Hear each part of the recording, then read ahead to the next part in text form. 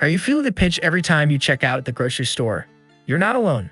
Across Canada, shoppers are frustrated at rising food prices, sparking a massive boycott against Loblaw, the country's largest grocery chain. This move has stirred up a storm of reactions from all sides. So what's really going on behind those sliding glass doors? Let's watch this video today to learn more about Loblaw's boycott unraveled. Here we begin.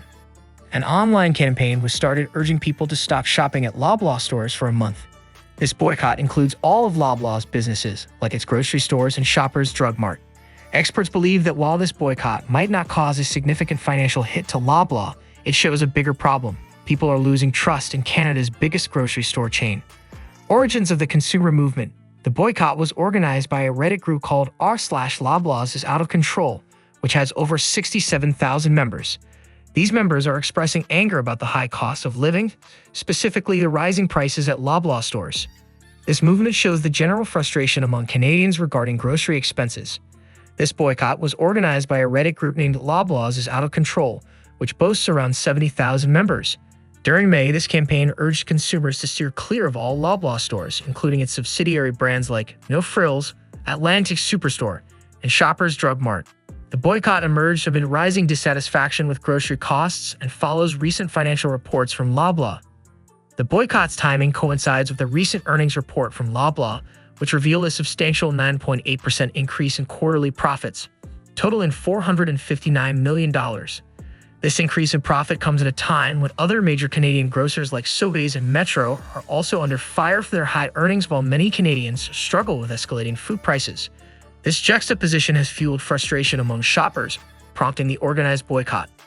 The boycott highlights a division between those who can afford to choose where they shop and those who cannot. Sean Chandler from Wallaceburg, Ontario, a small town with limited grocery options, expresses a practical perspective. In towns like Wallaceburg, with only a couple of grocery stores, boycotting one can mean higher costs and inconvenience. Chandler, whose family regularly compares prices to stretch their budget, points out the economic strain of avoiding the more affordable options like No Frills.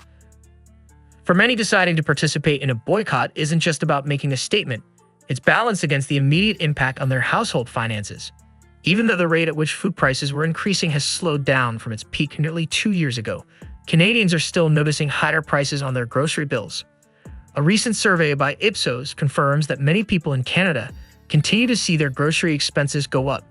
This ongoing issue with food inflation contributes to the growing dissatisfaction with how big grocery chains like Loblaw are pricing their products. How did we get here? During recent times of high inflation, many people in Canada, including some politicians, have blamed the country's main grocery stores for the increasing prices.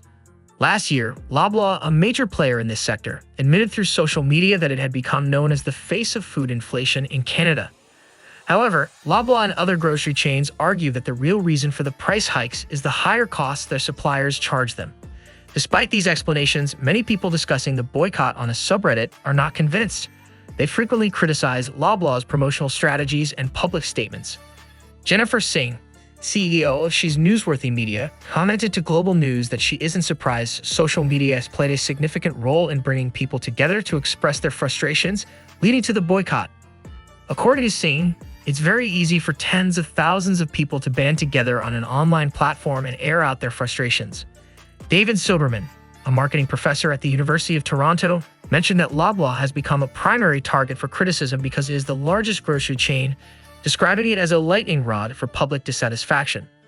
Chairman Galen G. Weston and CEO Per Bank addressed the concerns at Loblaw's annual general meeting.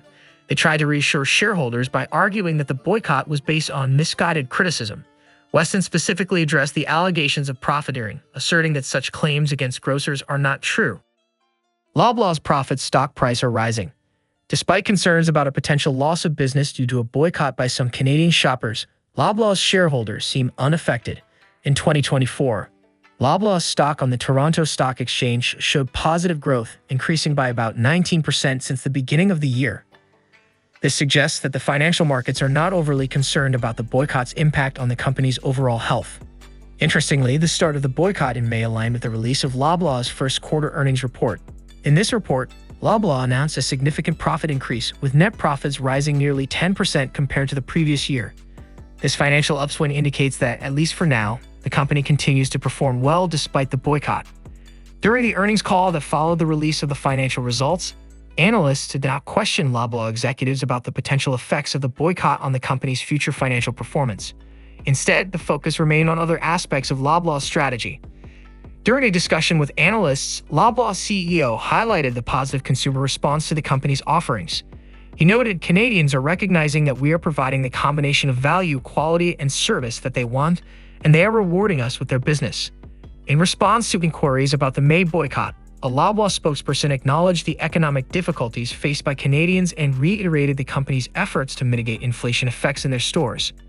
The spokesperson stated, "As a business, we're acutely aware of the fact that we have to win our customers' business daily," underlining a commitment to maintain trust traditionally held by grocers for over a century. Additionally, plans to open 40 new discount stores and launch new promotions were highlighted as evidence of Loblaw's dedication to offering affordable shopping options. CEO's perspective on customer loyalty and trust. Further, in an interview with the Canadian Press, CEO FranÄ expressed a desire to fix the shopping experience for dissatisfied customers and emphasized the importance of continuously delivering value to retain their patronage. He candidly remarked, "We don't have a contract with our customers. They can choose to shop elsewhere tomorrow if they don't like the offer that we're giving," indicating the voluntary nature of consumer loyalty. Also, Jennifer Singh criticized the language used by Loblaw, suggesting it might indicate a misstep in the company's effort to enhance its reputation. According to Singh, saying there's no contract between the customers and the grocer might signal a lack of interest in fostering a strong customer relationship. So will the Loblaw boycott work?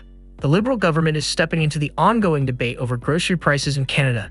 They have promised to enhance competition within the sector and are considering bringing international retailers to the Canadian market as a long-term strategy to control food inflation.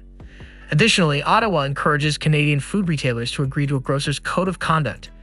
Despite the company's initial reservations about the voluntary regime, Loblaw CEO FranÄ expressed a newfound optimism about this initiative. Industry Minister FranÃ Champagne emphasized that the heads of Canada's major grocery chains should be attentive to customer demands, especially in light of the recent boycott movement. He views the boycott as a clear call to action for grocery chains to provide tangible assistance to consumers. However, David Soberman, a marketing professor, feels that the typical corporate assurances about stabilizing prices sound insincere. He suggests that grocers should instead focus on transparently discussing their cost control measures within their stores.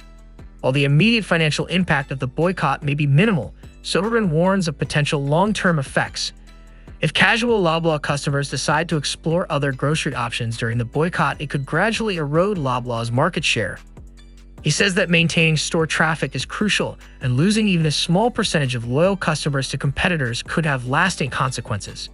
Despite upcoming promotions and a slight decrease in food inflation rates, Soberman predicts that customer frustrations will persist beyond the end of the boycott, indicating ongoing challenges for policymakers and grocers.